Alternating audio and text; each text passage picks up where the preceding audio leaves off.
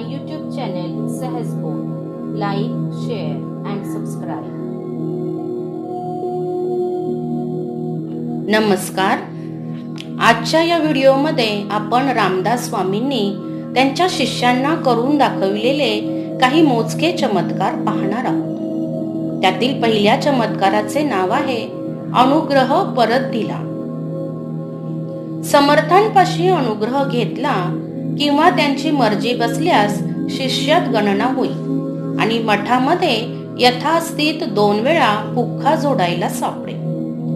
यामुळे आळशी लोकांचे बरेच फावले होते. असे लोक येऊन खुशाल मठात राहत. असाच एक ब्राह्मण येऊन समर्थांचा अनुग्रह घेऊन मठात राहिला. त्याला वाटले येथे आपल्याला खुशाल खायला मिळेल, पण समर्थ त्याला आपल्या बरोबर हिंडवू लागले. कधी रानात तर कधी वनात, कधी थंडी तर कधी ऊन, कधी पाणगे तर कधी उपवास. अशी जेव्हा त्रेधा उडाली तेव्हा तो ब्राह्मण कंटाळला. तुकाराम बुवांची कीर्ती आणि सत्वस्थ वृत्ती पाहून तो त्यांना शरण गेला आणि म्हणाला, मला अनुग्रह द्यावा. त्याला तुकाराम बुवांनी विचारले, तू पूर्वी कोणाचा अनुग्रह घेतला आहेस काय? ब्राह्मण म्हणाला, मी रामदासांचा अनुग्रह घेतला होता. मग आता आमचा कशाला पाहिजे? आपली योग्यता अधिक आहे म्हणून. तुकाराम महाराज म्हणाले, तुला हे कोणी सांगितले? ब्राह्मण म्हणाला, माझ्या मनालाच तसे वाटले. त्यावर तुकाराम महाराज म्हणाले, तर तू जा आणि त्यांचा अनुग्रह परत देऊन ये, म्हणजे मग पाहू. हे ऐकून तो ब्राह्मण पुन्हा समर्थांकडे आला आणि झालेला सर्व वृत्तांत निवेदन करून म्हणाला, आपला अनुग्रह परत घ्यावा. समर्थ हसले आणि म्हणाले, ठीक आहे, तोंडात पाण्याची चूळ घे आणि अनुग्रहाचा मंत्र म्हणून ती पलीकडच्या खडकावर थुंक आणि जा. ब्राह्मणाने त्याप्रमाणे करताच त्या खडकावर त्रयोदशाक्षरी मंत्र उठला आणि ब्राह्मणाची वाचा गेली. ते ऐकून तुकाराम बुवांना फार वाईट वाटले आणि ते म्हणाले, हा खुळ्या, हे काय केलेस? नंतर ब्राह्मणावर दया करण्याकरता स्वतः तुकाराम महाराज समर्थांच्या दर्शनाकरिता उंब्रजला गेले आणि तेथे ब्राह्मणाविषयी समर्थांपाशी रदबदली केली. तेव्हा समर्थांनी ब्राह्मणाला परत बोलावून ती अक्षरे चाटायला सांगितली. खडकावरील तो त्रयोदशाक्षरी मंत्र चाटल्याबरोबर त्याला पुन्हा वाचा फुटली. मग तो ब्राह्मण काही दिवस तेथे राहून घरी गेला आणि तुकाराम महाराजही देहूला गेले. पुढील चमत्कार झाला तो कल्याण स्वामींबरोबर. या चमत्कारांवरून कल्याण स्वामीच्या भक्तीची पराकाष्ठा दिसून येते. चमत्काराचे नाव आहे छाटी पडली. एके दिवशी समर्थांची स्वारी परळीस असताना किल्ल्याच्या तटावर बसली होती. त्यावेळी अतिशय वारा सुटला असल्यामुळे समर्थांच्या अंगावरची छाटी तटाखाली पडली. जवळ कल्याण स्वामी उभे होते. त्यांच्याकडे पाहून समर्थ म्हणाले, कल्याणा, छाटी पडली. हे समर्थांचे शब्द ऐकताच कल्याण स्वामींनी कोणताही विचार न करता धाडकर किल्ल्याच्या तटावरून खाली उडी टाकली. हे पाहून जवळची मंडळी म्हणू लागली, छाटीसाठी कल्याण स्वामी मरण पावला. समर्थ म्हणाले, कल्याण नावाला मरण कोठून? म्हणून सर्व लोक तटाखाली पाहू लागले. त्यांना वाटले कल्याण स्वामी आता मरण पावले आणि ते काही परत येणार नाहीत. तोच त्या सर्वांना कल्याण स्वामी छाटी घेऊन वर येताना दृष्टीस पडले. याप्रमाणे कल्याण स्वामींना समर्थांनी आपल्या कृपेने वाचवले म्हणून सर्व शिष्यांनी त्यांचा जय जयकार केला. पुढील चमत्कार पाडळी या गावी झालेला आहे. चमत्काराचे नाव आहे अग्निप्रलय. एके दिवशी समर्थ शिष्य मंडळींसह साफळाहून परळीस जात असताना पाडळी जवळ आले. 2 प्रहर होत आले म्हणून शिष्यांनी विनंती केली की येथेच स्नान संध्या उरकून मग पुढे जावे. समर्थांनी ती गोष्ट मान्य केल्यावर सर्व मंडळी नदीच्या काठी उतरली आणि काही शिष्य मंडळी भिक्षा मागण्यासाठी गावात गेली. चावडीवर शेखदार आणि काही गावकरी बसले होते. त्या शेखदाराने या शिष्यांना पाहताच त्यांची फार निर्भत्सना केली. तुम्ही भिक्षा मागून खाता आणि लंगोट्या नेसून गावात अर्धनग्न हिंडता, हा कोणता धर्म? असे म्हणून शिपायांकडून त्यांच्या झोळ्या आणि कुबड्या हिसकावून घेतल्या. जवळच्या मंडळींनी हे राजगुरू रामदास यांचे शिष्य आहेत, यांचा अपमान करू नये वगैरे बहुत गोष्टी सांगितल्या, परंतु शेखदाराने जुमानले नाही. त्यांना धक्के मारून गावाबाहेर घालविले. सर्व शिष्य मंडळी समर्थांकडे आली आणि झालेले सर्व वर्तमान सांगितले. समर्थ म्हणाले, त्यांनी झोळ्या घेऊन सोडले हेच उपकार, आता अशा गावात राहणे बरे नाही. असे म्हणून सर्व मंडळींसह ते तडक पुढे निघाले. तेव्हा मागे एकदम पाडळी गावास आग लागली. एकच हल्लकल्लोळ माजला. हे सर्व शेखदाराने केलेल्या छळाचे फळ असे म्हणून सर्व लोक शेखदाराची निर्भत्सना करू लागले. शेखदारासही वाईट वाटले. आता स्वामींची क्षमा मागितल्याशिवाय आपला अनर्थ काही टळणार नाही असे जाणून शेखदार आणि गावकरी बायका मुलांसह समर्थांकडे निघाले. समर्थ आमराईत उतरले आहेत अशी बातमी होती म्हणून सारे गावकरी तेथे गेले, परंतु तेथे समर्थ नव्हते. ते पुढे गेल्याचे समजले. गावकरी मागे वळून गावाकडे पाहतात तो एक वानर हातात चुडी घेऊन या घराहून त्या घरावर धूम उड्या मारून एका मागून एक घरे पेटवीत आहे. हा अनर्थ पाहून सारे गावकरी समर्थांचा पाठलाग करीत पुढे निघाले. त्यांनी समर्थांना खिंडीमध्ये गाठले आणि अपराधाची क्षमा व्हावी म्हणून पायांवर लोळण घेतले. तेव्हा समर्थांनी काही काळजी करू नका, गावाकडे पहा म्हणून आज्ञा केली. त्याप्रमाणे गावकरी गावाकडे मागे वळून पाहतात तर जो वानर पूर्वी हातात चुडी घेऊन घरे पेटवीत होता तोच खांद्यावर घागरी घेऊन घरे विझवीत होता. हा चमत्कार त्यांनी पाहिला तेव्हा सर्वांनी समर्थांपुढे पदर पसरून गावात येण्याविषयी प्रार्थना केली. तेव्हा समर्थांनी शिष्यांसह गावामध्ये जाऊन भोजन केले. गावकरी पाहतात तो गावामध्ये कोणाचेही काहीही जळले नव्हते. तेव्हा त्यांनी समर्थांची प्रार्थना केली की गावाच्या पांढरीवर आपली निरंतर कृपादृष्टी असावी. यापुढे या गावाला पुनरपी कधीही अग्नीचा उपद्रव होणार नाही असा समर्थांनी त्यांना आशीर्वाद दिला. पाडळी गावात आजपर्यंत पुन्हा कधीही आग लागलेली नाही. आता आपण चिंचवड गावातील मोरया गोसावी यांच्या बरोबर समर्थ रामदास स्वामींनी काय चमत्कार केला ते पाहूयात. चिंचवडचे मोरया गोसावी त्यावेळी एक फार मोठे सत्पुरुष होते. त्यांनी एकदा समर्थांना चिंचवडला नेले आणि म्हणाले, आपण याल त्यावेळी तुकारामांनी येतो म्हणून सांगितले आहे. समर्थ म्हणाले, तर ते आत्ताच येतील, काळजी नसावी. त्याप्रमाणे तुकारामही लगेच आले. स्नान आणि पूजा आटोपल्यावर तुकाराम म्हणाले, आपली त्रिवर्गाची पाने आता एकांतात मांडावीत.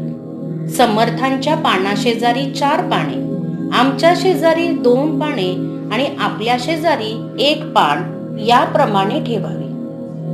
मोरया गोसावींनी त्याप्रमाणे सर्व तयारी केली आणि आपापल्या पानावर कोण कोण बसणार त्यास हाक मारावी असे सांगितले.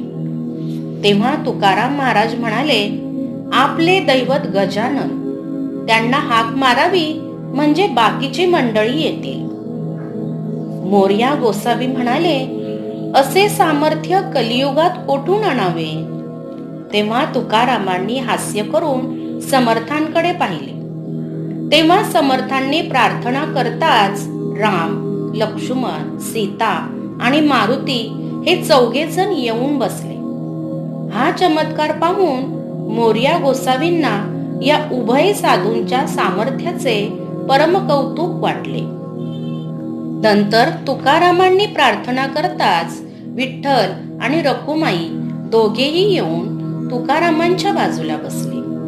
मग मोरया गोसावींनीही प्रार्थना केल्यावर साक्षात श्री गजाननही तेथे आले आणि मोरया गोसावींबरोबर यथेच्छ भोजन केले.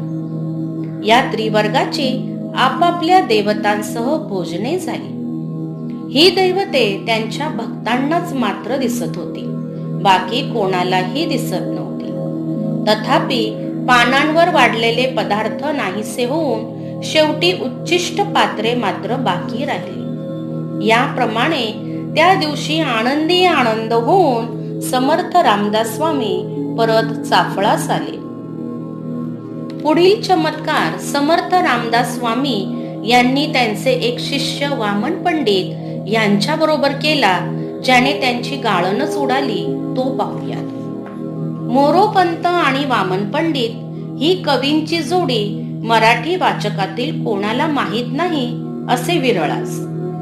वामन पंडितांची कविता सर्वत्र प्रसिद्धच आहे. ते समर्थांचे समकालीन होते. या पंडितांचा जीवन वृत्तांत मोठा चमत्कारिक आहे. वारणा तिरी कोरेगाव येथील वामन पंडित हे ज्योतिषी होते. ते लहानपणीच विद्याभ्यासाकरिता सहकुटुंब काशीला जाऊन राहिले. तेथे त्यांनी षटशास्त्रांचा उत्तम अभ्यास केला. संस्कृतातील काव्य करण्यात त्यांचा हातखंडा होता. प्रथमतः तारुण्याच्या काळात त्यांना आपल्या विद्येचा फार अभिमान होता. ते पूर्वीच्या पद्धतीप्रमाणे मोठमोठ्या पंडितांशी भर सभेत वादविवाद करून जयपत्रे मिळवित असत. ह्यांच्या संबंधाने 1-2 आख्यायिका फार मजेच्या आहेत. हे पंडित एकदा जयपत्रे घेत घेत जयपुरास गेले. असा कोणी पंडित वादास आला म्हणजे तो दिवसा मशाल लावून येत असे आणि जो कोणी पराजय करील त्याने पराभव झालेल्याची मशाल विझवावी अशी पूर्वी चाल होती. त्याप्रमाणे पंडितही जयपुरास गेले. तेव्हा त्यांच्या बरोबर दिवसा मशाल होती. तेथे गेल्यावर जयपूरच्या राजसभेतही रीतीप्रमाणे त्यांचा वादविवाद सुरू झाला. वामन पंडितांची अप्रतिम विद्वत्ता, अफाट बुद्धिमत्ता आणि लोकोत्तर कवित्व शक्ती असल्यामुळे त्यांच्या पुढे उत्तर देण्यास कोणीही टिकत नसे. त्याप्रमाणे जयपूर येथेही प्रकार झाला. वामन पंडितांचा पूर्व पक्ष ऐकून जयपूरच्या राजांच्या पदरचे सर्व पंडित कुंठित झाले. त्यांना यथायोग्य उत्तरे सुचेना. तेव्हा तर वामन पंडित फारच चढून गेले आणि अखेर आपला विजय झाला असे समजून मोठ्याने गर्जना करून म्हणाले, अहम व्याघ्रः, म्हणजे मी वाघ आहे, मी कोणास हार जाणार नाही, असा त्यांच्या बोलण्यातील भावार्थ होता. त्यांच्या पुढे कोणाचेच तेज पडेनासे झाले. इतक्यात त्या सभेत एक पंडित मोठा समयसूचक होता. त्याने पटकन उत्तर दिले, गोभक्षकः. हे उत्तर ऐकताच विझवा मशाल, विझवा मशाल असा साऱ्या सभेमध्ये एकच शब्द झाला. यांच्या संबंधाने दुसरी एक आख्यायिका आहे ती अशी की हे असेच जयपत्रे घेत घेत पुन्हा काशीस गेले. तेथेही मोठमोठ्या पंडितांशी त्यांचा वाद झाला. त्यातील मुख्य विषय होता शिव थोर की विष्णू थोर.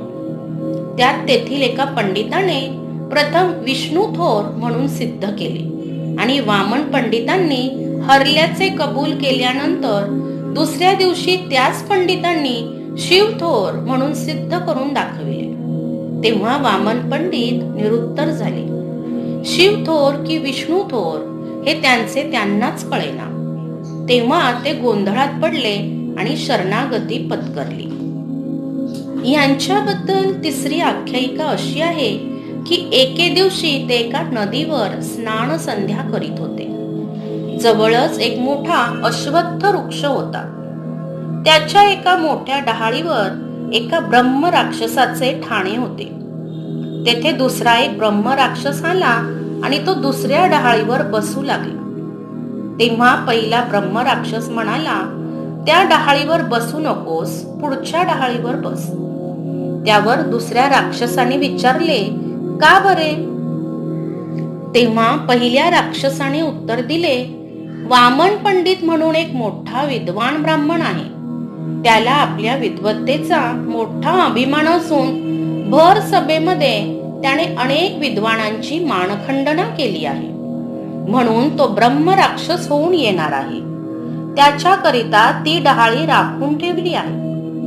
हा संवाद वामन पंडितांनी ऐकला. तेव्हा त्यांना मोठा पश्चाताप झाला आणि ते तुकाराम महाराजांना शरण गेले. तेव्हा तुकाराम महाराज त्यांना म्हणाले, आपण सत्प्रात्र ब्राह्मण, साक्षात वेदोनारायण आहात. तेव्हा समाज रीतीनुसार मी अनुग्रह देणे उचित होणार नाही. वर्णानाम ब्राह्मणो गुरुहा, या नात्याने आपणच आमचे गुरु आहात, तरी आपणास अनुग्रह देण्याचा आमचा अधिकार नाही. आपण रामदास स्वामींना शरण जावे. तेव्हा पंडित समर्थांकडे गेले. समर्थांनी त्यांना बद्रिकाश्रमी जाण्यास सांगितले. तेथे 12 वर्षे तपश्चर्या करून नंतर ते परत आले आणि पुन्हा स्वामींच्या आज्ञेवरून काही दिवस मलयांचली जाऊन राहिले. तेथे स्वामींनी कर्दलीवनात समाधी स्थितीत जाऊन त्यांच्या मनातील सर्व शंकांचे समाधान केले. त्या गोष्टीचे त्यांनी निगमसार या रचनेमध्ये वर्णन केले आहे. नंतर पंडितांनी समक्ष येऊन समर्थांचे दर्शन घेऊन अनुग्रह घेतला आणि समर्थांपाशी विचारणा केली, यापुढे देह कसा वागवावा. संस्कृतामध्ये कविता करण्याच्या भरीस पडू नये, प्राकृतातच कविता कराव्यात, म्हणजे सर्व लोकांच्या उपयोगी पडतील, असे समर्थांनी त्यांना सांगितले. अखेर त्यांनी त्यापुढे संस्कृतामध्ये कविता करायची नाही असा दृढनिश्चय करून जगाचा तू ऐसा धनी कवन तो पाव मजगा ही प्रार्थना केली. त्याप्रमाणे पंडितांनी त्यापुढे मराठीमध्ये कविता करण्यास सुरुवात केली. प्रथमतः त्यांनी एक रामदास स्वामींचे स्तोत्र संस्कृतमध्ये केले, जे फारच उत्तम आहे. परंतु नंतर त्यांनी यथार्थ दीपिका या प्राकृत ग्रंथाची रचना केली. वामन पंडितांच्या काव्यात यमके फार असत.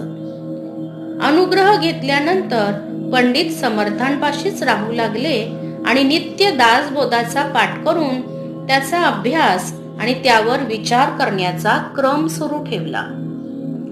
एके दिवशी दासबोधातील 7व्या दशकातील 3रा समास वाचत असताना त्यामध्ये 14 ब्रह्मांची स्थापना करून पुन्हा ती मिथ्या आहे असे ठरवून उडवून दिल्याचे वाचले.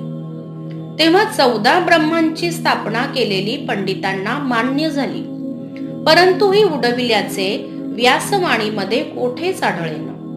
ही शंका त्यांच्या मनात बरेच दिवस घोळत होती, पण समर्थांना विचारण्याचे काही धाडस होईना. तेव्हा त्यांनी चातुर्याने एक युक्ती काढली. समर्थ रामगळीत एकांती असताना त्यांना विनंती केली, मी दासबोध वाचतो, आपण स्पष्टीकरण करावे. ती गोष्ट समर्थांनी मान्य केली. पंडितांनी इच्छित समास काढला. तेव्हा तोच 14 ब्रह्मांच्या स्थापनेचा केलेला खुलासा त्यांना मानवला, परंतु ती उडविण्याचे काही त्यांच्या मनात भरेना. समर्थांनी 2-3 वेळा पुन्हा पुन्हा त्यांच्या शंकेचे समाधान करण्याचा प्रयत्न केला आणि विचारले, काय ध्यानात आले की नाही? वामनांनी म्हटले, हे काही बरोबर समजत नाही. याप्रमाणे बराच वेळ उज्जत झाली तरी पंडितांची समजूत पटेना. हे पाहून समर्थांनी एकदम मारुतीचे रूप प्रगट केले आणि ताडकन जमिनीवर शेपटाचा तडाखा हाणून मोठ्याने विचारले, काय वामना, शंका फिटली की नाही? बोल, भिवू नकोस. पंडित लटालटा कापत म्हणाले, सर्व शंका फिटली.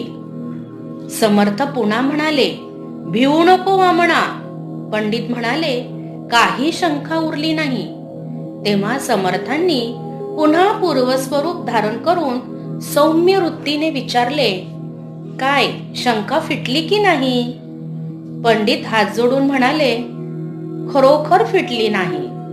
समर्थ हास्य करून म्हणाले, मग मगाशी आपण सर्व शंका फिटली आहे असे का बरे म्हणालात? पंडित म्हणाले, आपल्या त्या उग्र स्वरूपापुढे बोलायचे सामर्थ्य कोणाचे म्हणून मी भ्यालो, परंतु खरोखरच शंका फिटली नाही. 14 ब्रह्मे उडविण्यास कोठे आधार दिसत नाही. समर्थ म्हणाले, तुम्ही पंडितराव आहात, तुमच्याजवळ असलेल्या ग्रंथात पहा. पंडित म्हणाले, कोठे आढळत नाही. तेव्हा समर्थ म्हणाले, बरे, तर आता बृहदारण्यक उपनिषदात पहा. त्यात न सापडेल तर मग दासबोधाला हरताळ लावू. त्याप्रमाणे पंडितांनी पाहताच बरोबर आधार मिळाला आणि तेव्हापासून वामन पंडितांची समर्थांवर विशेष श्रद्धा बसली. यापुढील चमत्काराचे नाव आहे समर्थांचा कित्ता, जो आजही आपल्याला डोमगावच्या मठात पाहावयास मिळतो. समर्थांची स्वारी एके दिवशी रामगढीत असताना कल्याण स्वामींनी काही ग्रंथ लिहून आणला. तो समर्थांनी अवलोकन करून त्यांना म्हणाले, ग्रंथाचे अक्षर यापेक्षा चांगले असावे. त्यावर कल्याणांनी विनंती केली, समर्थांनी कित्ता घालून देण्याची कृपा केल्यास त्याप्रमाणे अक्षर वळवून ग्रंथ लिहीन. समर्थांनी लगेच घडीत हात घातला आणि आतून कित्ता बाहेर काढून तो कल्याण स्वामींच्या स्वाधीन केला. तो वळवून त्या अक्षरांप्रमाणेच पुढे सारे ग्रंथ कल्याण स्वामींनी लिहिले. हा कित्ता भुर्जपत्रावर असून तो सुवर्णाच्या शाईने भरलेला आहे. तो लहान मुलानेही वाचावा असा संस्कृत प्राकृत लिहिलेला आहे. अक्षरे जुळवून वाचली असता अर्थबोध होतो आणि अक्षर बाळबोध आहे असे एका हस्तलिखित बखरीत आहे. त्या भाषेला देववाणी असे म्हणतात.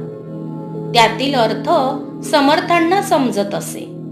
हा कित्ता डोमगावच्या मठात कल्याण स्वामींनी लिहिलेल्या दासबोधाच्या प्रतीत आजही पाहावयास मिळतो. आता आपण समर्थ रामदास स्वामींबरोबर स्वतः विठ्ठलाने काय चमत्कार करून दाखविला हे पाहूयात. एकदा आषाढी एकादशीसाठी पंढरीला जाण्याकरिता यात्रा निघाली. त्यातील मंडळींनी समर्थांची प्रार्थना केली, आपण एक वेळ पंढरीला चलावे. यावर समर्थांचे ठरलेले उत्तर असे ते हे की श्रीरामा वाचून आम्हाला दुसरे कोणी दिसतच नाही. तेव्हा पांडुरंगाच्या मनात आले की समर्थांना एक वेळ पंढरीस आणावे.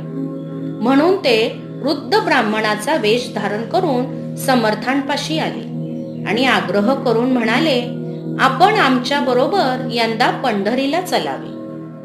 समर्थांनी नेहमीचेच उत्तर दिले, तेथे आमचे राम नाहीत.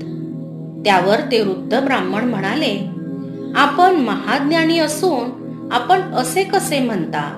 रामा वेगळे स्थळ आहे का कोठे? हे उत्तर ऐकून समर्थ निरुत्तर झाले आणि त्यांनी जाण्याची तयारी करून ते पंढरीला गेले. त्यांचे अंतकरण सर्व राममयच असल्याने श्री विठोबाची मूर्ती तीच श्री रामचंद्रांची मूर्ती आणि पंढरीमध्येच त्यांना अयोध्या दिसू लागली. तेव्हा त्यांनी दोहोंचा साम्यता दर्शक अभंग करून म्हणाला, तो इतका सुंदर आहे की वाचून दाखवते, आपण शांत चित्ताने ऐका. येथे उभा का श्रीरामा, मनमोहना मेघश्यामा, काय केले धनुष्य बाण, करकटावरी ठेवून. काय केली सीता माई, येथे राही रखुमाबाई. काय केले वानर दला, येथे जमविले गोपाळा. काय केली अयोध्यापुरी, येथे वसविली पंढरी. काय केली शरयू गंगा, येथे आणली चंद्रभागा. रामदासी जैसा भाव, तैसा झाला पंढरी राव. समर्थांची स्वारी आलेली ऐकून तेथील भक्त मंडळींनी त्यांचा फारच मोठा आदर सत्कार केला. नामदेवाच्या जागेशेजारी जयराम स्वामी राहत होते. तेथे त्यांना ठेवून घेतले. तेथे अंतोबा कुलकर्णी या नावाचे गृहस्थ शरण आले. त्यांना अनुग्रह दिला आणि गोपाळ काल्यानंतर सर्व मंडळींचा निरोप घेतला. इतक्या जांभेकडील मंडळी आली होती, तीही त्यांना भेटली. तेव्हा तिकडील कुशलवृत्त विचारून मातोश्रींना आणि श्रेष्ठांना ओवीबद्ध पत्र लिहून दिले. नंतर मेथवड्यात जाऊन अंतोबास सांगितले, आम्ही प्रत्येक वर्षी न आलो तरी आमच्या वाटणीचा गोपाळकाला आपण करीत जावा. येथील गावकऱ्यांनी दर साल 50 रुपये देण्याचे कबूल केले. त्याप्रमाणे पंढरीची